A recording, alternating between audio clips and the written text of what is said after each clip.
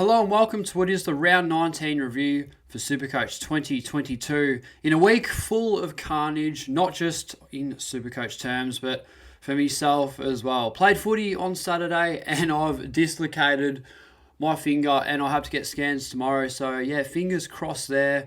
And yeah, in SuperCoach we did lose Hewitt for a week. Only a minor back issue. Hopefully it's nothing serious and maybe we can get him back this week. But the big one for me was obviously Josh Kelly's concussion. And I did think about it a little bit, and I did talk to DR and come to an interesting conclusion. And as you will see, I've got 0 trades left at the moment. So we're done and dusted for the season. As you could probably assume by now, I did get rid of him. But it's good because my midfield is... Well, I couldn't really be any more happy with it, if I'm honest. But the grand plan was always to go short to Stewart. But I figured being ranked, well, I'd like to think that I'm ranked pretty fairly. I'm going pretty well this year. We went up another 278 spots and we now sit at a career high 1,405, and that would never have happened if I'd held on to Jally. So that was the logistics for that one, and it really did hurt. It was a crucial move, but yeah, I am pretty happy, and I think I did make the right call. I've got some good coverage as well for the rest of the season, but I have a fair bit of money in the salary cap. For those who have been following the channel for quite some time now, you would know that I have 100 plus K in the bank. That was just to get shored up to Stewart in the one trade, and yeah, that's not going to eventuate. So yeah, it does hurt seeing all that cash just sitting there and we're not able to use it. But I think I made the right move, but I'm not really sure yet. Time will tell. But yeah, no, it was a pretty good week. The footy yesterday, far out.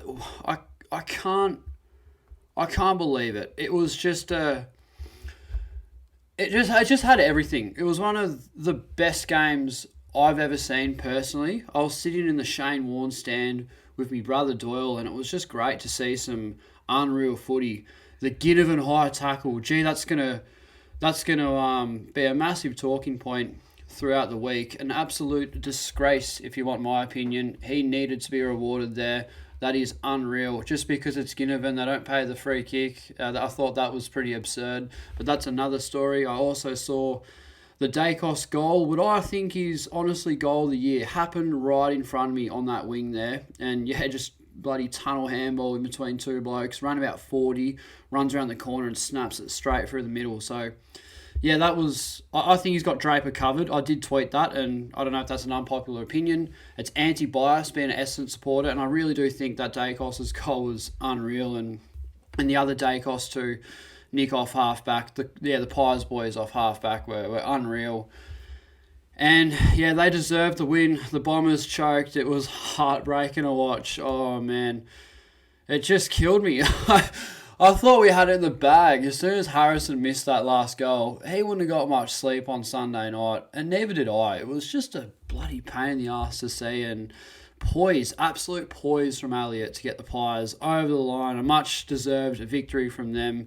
Bad kicking is bad football. What was it? I think it was 11 goals 6 to 12 goals 4. I don't know, but yeah, the Bombers obviously kicked less goals, more points, and it was a good day, but it didn't get the result. It stings, but yeah, it was good. But yeah, we'll talk about a bit of SuperCoach. That's why you guys tune into the channel. So yes, we scored 2,420, a top 3% score, which I think's not too bad. I was hoping to go a little bit higher, considering who I actually traded into my team, but we'll get to that in a moment. We're still in the top 1%, and 7 out of 10 league wins. I'm in 9 finals out of my 10.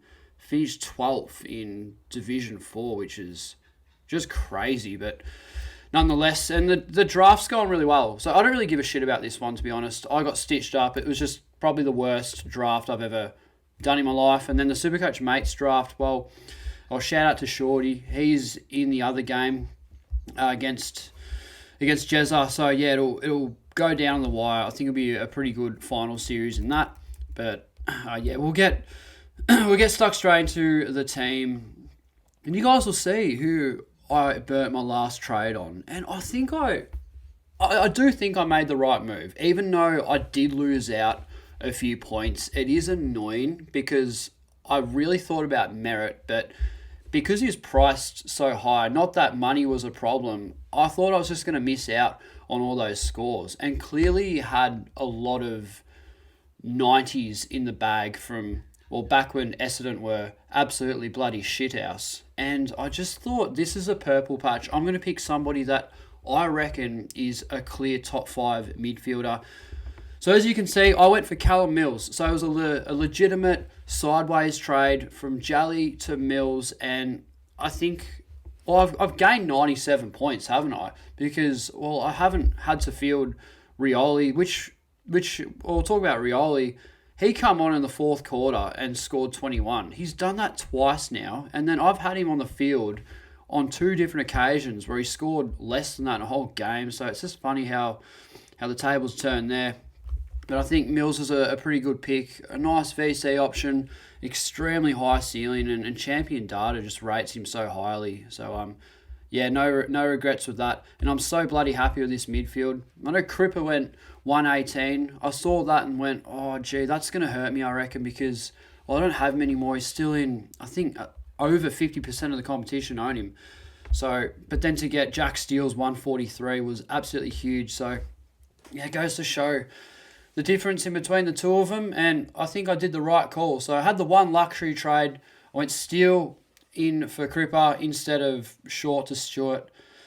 And I think I made the right move. So, yeah, back 6, really solid. Sinclair was superb, just playing an All-Australian type year. It's the same thing, different week for him. Sicily was unreal. Dawson, I didn't see any of this game. I was playing footy myself. I think that's a good score. You take that. Jaden Short, I saw this game and I didn't like what I saw. He's playing half forward. Fucking hell. I can't believe the role. It's just so bad. And he did start pretty good, if I'm honest. Played a lot of midfield. But then he started tagging Brayshaw, which we'll talk about that in a minute. It clear in my throat. Haven't spoken a while. But bear with me. Bloody Monday. We had a big weekend. You know, a lot of footy went on. I played footy myself, and yeah, the finger's a bit sore, but yeah, it is what it is. Jack Crisp. So this one, I'll keep talking about Short actually. Lost track there. I get distracted quite easily, but yeah, started tagging Brayshaw, and his scoring really died in the arse, which is a bit unfortunate. I still think it's okay, but you know, 42% of teams, it's like it's not good, but it doesn't matter because the ownership's that high. I had the one luxury trade and I used it. Jack Crisp started really solid, actually, watching him play. Dropped off a bit when the Bombers found form and kicked, 6 or 7 goals in a row unanswered. It wasn't much possession for the Collingwood boys, but then in the fourth quarter, when the real heat was on, Crisp, he stood up, and I'd take an 81 from him because he started good, bit average, and then finished really strong. So that's fine. Jace Burgoyne, he was on track for like 90, but I'm not really sure what happened. Again, this was a game of footy that I did miss, unfortunately, but the cover was good. I had the loop on Parnell. Clearly, I'm not taking that 26. So, yeah, Burgoyne's 58 is more than ideal to cover for Hewitt, and I'm really hoping that I don't have to do that again. And fingers crossed we get Big Georgie Hewitt back this week. That would be swell. Midfield was pretty good. Yeah, a few tanking scores here. Oliver was the right call to avoid him in the captaincy. It's hard to see how he was going to come back from a finger injury, and I thought he played pretty well, but you know the Dogs were on fire and they just took away scoring. It's always hard to score against the Dogs midfield. I mean, all they do is just stat pad, and then yeah, you don't really get much opportunity coming up against them. So, yeah, I was very happy to avoid the Oliver captaincy. Might consider him this week. I'm not sure yet. Maybe we'll see how we go. Rory Laird, wow, this is great. So I think this is the 4th week in a row where I've had him as a captain. So, and all really good scores. I think the lowest one I got from him was a 123 a couple of weeks ago. So this has been a really good selection, and he is pushing 700k. If you had have told me that at the start of the year, Rory Laird, in a second season of playing midfield, would get to the heights of 700k, I would have laughed at your face, but he has been, hands down, a spectacular pick. And DR, oh, bless, on the phone with him all the time. All he talks about is he can't watch an Adelaide game. Being a non-Dawson and non-Laird owner, it just kills him. And they're both having all-Australian type seasons. So, yeah, I've got to tip my hat off to him. I do feel for him there, but there are obviously some players that I would like in my team as well that I don't own. Lucky Stewart this week, that would be so big. Obviously, picking Mills over Merritt hurt because I lost out there. I did have the choice between the two of them, and I landed Mills over Merritt. So, as a result, you can't have them all. It is what it is. Touk Miller was unreal in the Q Clash. He just did what he had to do, and congratulations to anybody that had him as the C, and a very viable captain. Safe as houses usually, but yeah, obviously I probably had Laird over him just on current form and the real inconsistency that we've seen from Touk this year. But you would be very happy with that nonetheless.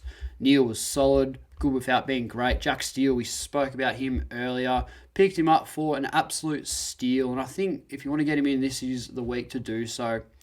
I don't think he's in career best form again, I think.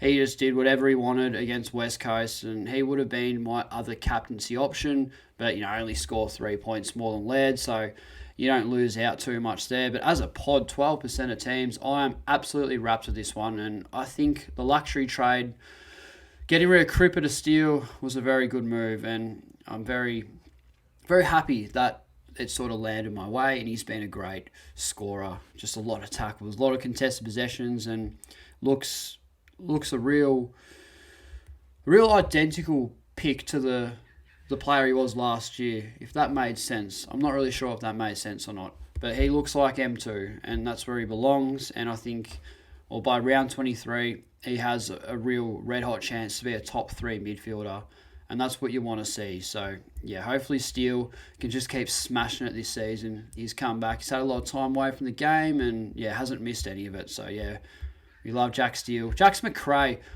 I am not picking him next year at this stage. That's a big call, isn't it? But because he is going to be a pretty reasonable price, but it just hasn't really been the pick that we would have wanted.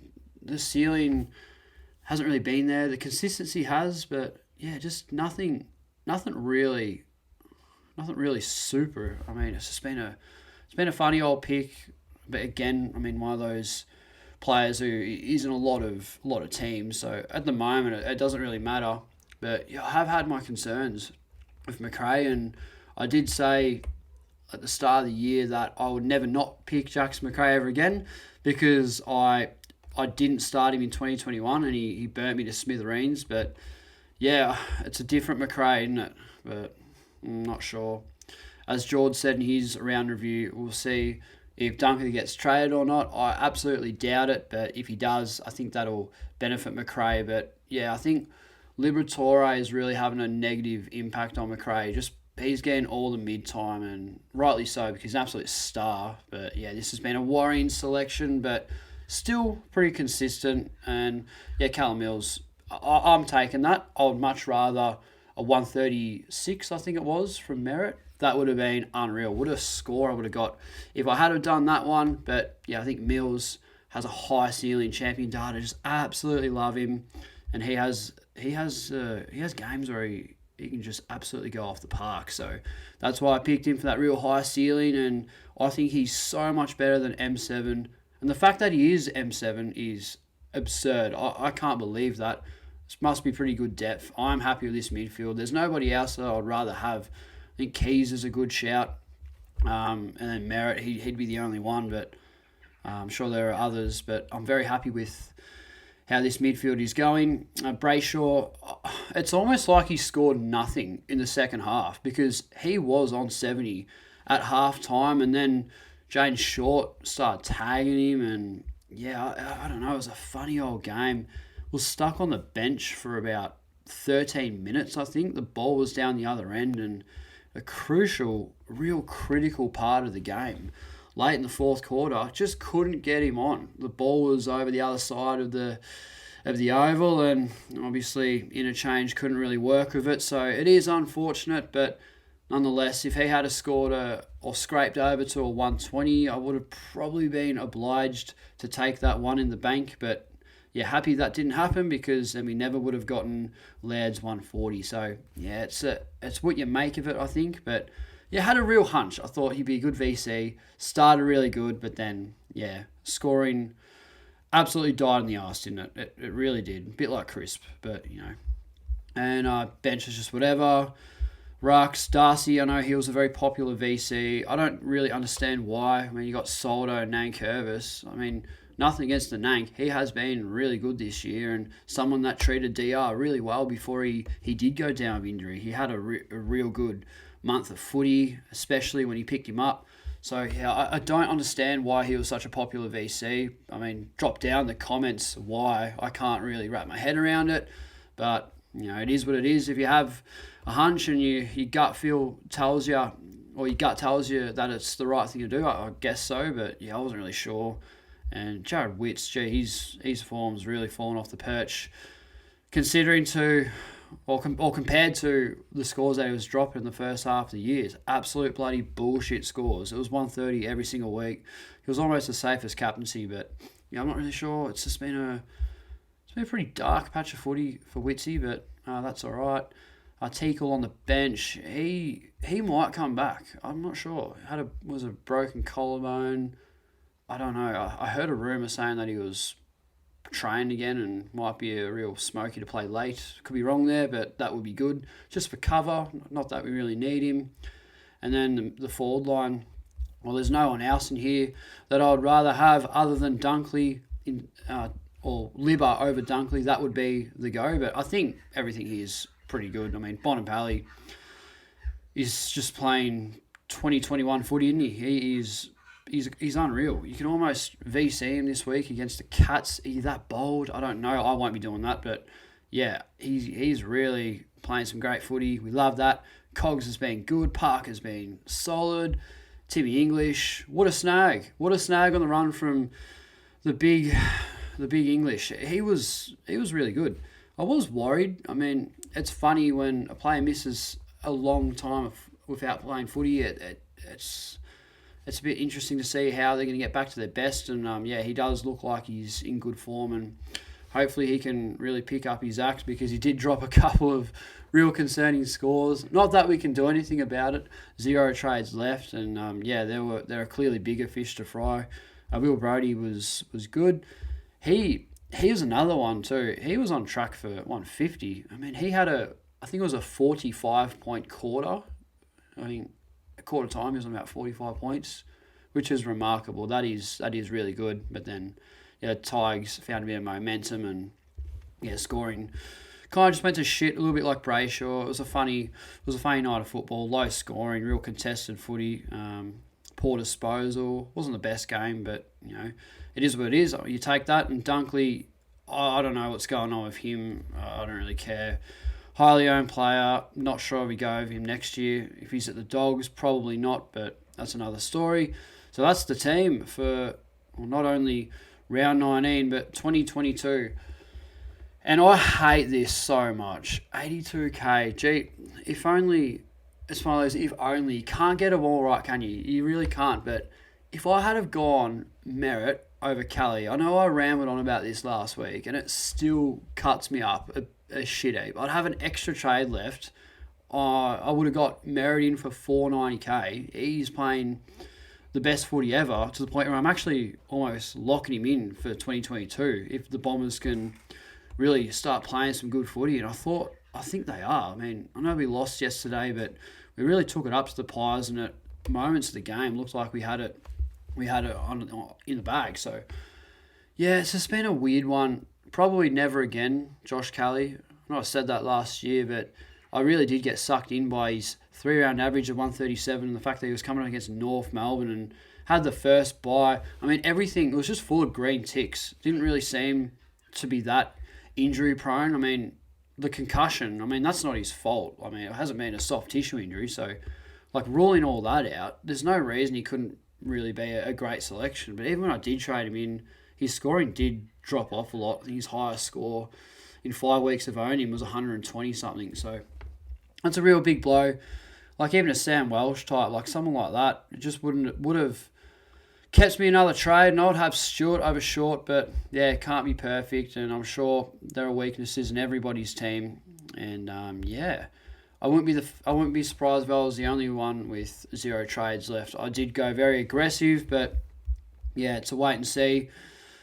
Cover, well, I don't think Parnell plays this week. I reckon he's probably on the chopping block. Unfortunate, but I haven't really seen enough, and I don't think Matty Nix would have seen enough either. I love the way he goes about it, little Paddy Parnell, but yeah, the form it hasn't really been great. And D'Ambrosio, I really hope we get him back. I think the Bombers need someone off halfback that can run and carry, and I think he's playing half forward as well. Just a real versatile medium-sized player with a lot of speed and a lot of excitement. I think we could really benefit that coming home for the rest of the season. I think Rioli will keep playing. Burgoyne, well, it's funny that he got picked over Bonner, who was actually the sub. So, yeah, I think they could be all right coverage. And, yeah, obviously the DPP's crucial. I can flick Rioli down forward, Burgoyne down back, etc. So, yeah, that's all she wrote. I'm happy with it. I would like Stewart, but Hart's alright, and yeah, 82k. Fuck, that's shit. I hate looking at that, but no, nonetheless, you do get that. It's a bit of a long round review, but I do like to talk a bit of shit, especially after completing my team, because yeah, I can sort of go over everyone and assess it, and then, well, for now on, I think the round reviews will be a little bit shorter. But before we end it, we'll go through our captains for this week. Definitely not Brayshaw, I don't think, although he's due for a good game. Mills against the Giants, don't know, hasn't got the best record. Not that that matters. I'm going to VC Steele, not for Laird, because Carlton are pretty hard to score on. It's a tough week for captaincies, if I'm being honest. Oh, yeah, Took against West Coast. Let's do that. I'm happy with that. And, yeah, we'll wait and see how we go. Finals time, so it's all exciting. It's all happening. But, yeah, I'll end it here, guys, because I'm starting to lose my voice from just rambling on shit. Far out, I love it. I love just talking shit. I could talk SuperCoach forever, but, yeah, I know a lot of people would have tuned out by now. So, yeah, I'll end it here. Good luck for finals, everyone. And, yeah, hope your team's going well. And my team's doing okay. Definitely the best season I've had by far. So I'm pretty happy with it. And, yeah, looking forward to copping a little bit of criticism, getting grilled for having no trades left and 82k in the bank. Yeah, I know. Callie does come back this week, but I think I did the right thing because, yeah, losing out that 97 there, I would probably drop 500 spots, and that would rule out my chance of finishing in the top 1k, and that's my goal, and I hope I get there. But anyway, look after yourselves, everyone. Take it easy, and as always, I'll see you guys in the next video.